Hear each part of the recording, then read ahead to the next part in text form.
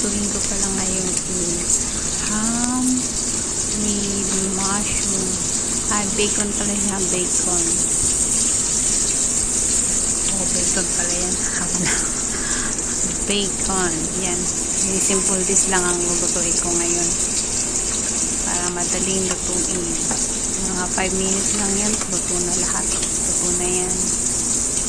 I-golden brown natin siya. Pag luto na, golden brown na. Sunod natin ipa-fry yung mushroom. Nag-ano pala ako dyan ng garlic. Hindi ko na na-video. Minced garlic. Tapos mag-brown na yung garlic. Sunod ko na yung mushroom. Tapos yung ham. Tapos kunting tubig lang.